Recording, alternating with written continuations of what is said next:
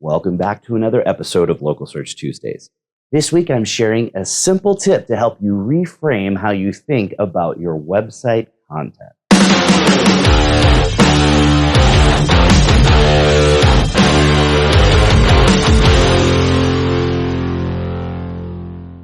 One of the biggest mistakes that business owners and many marketers make is that they don't realize they're wearing blinders.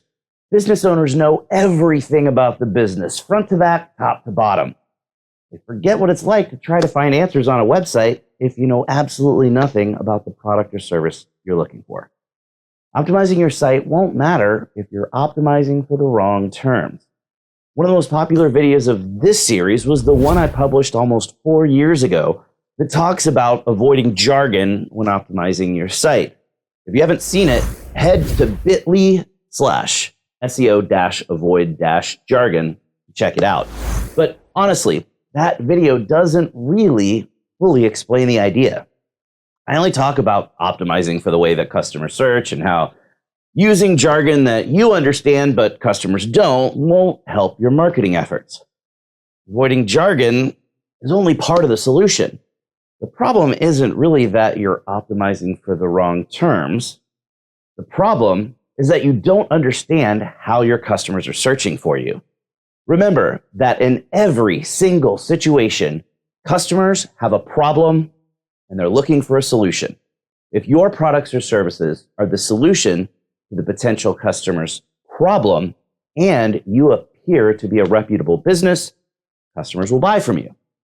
But those business owner blinders are keeping you focused on the wrong concept. Let me use a healthcare example to show you what I mean.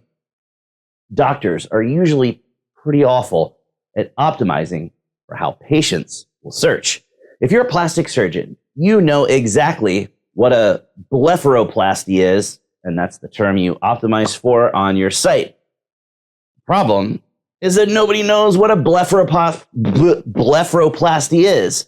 I'm honestly not even sure I'm saying it correctly. The patients you're trying to show up for will instead look for eyelid lift or eyelid surgery. But those are still extreme bottom of funnel terms. Patients will start searching for that solution without knowing that it's the endpoint.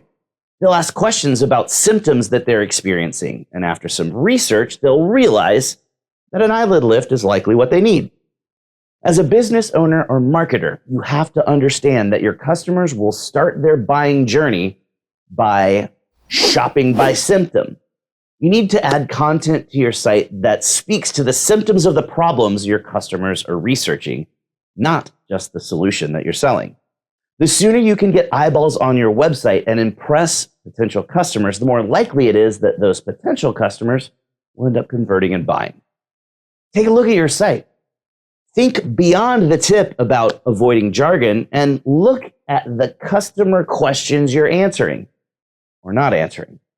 Add content to target potential customers who aren't sure what they need and help guide them down the path to purchase.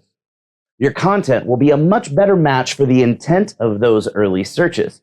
You'll show up better in search results and you'll convert more customers. That's all the time we have left for this week's episode, so you know what that means. Put your hand on the screen right here. We totally just high-fived because you learned something awesome. Thanks for watching, and we'll see you again next week for another episode of Local Search Tuesdays.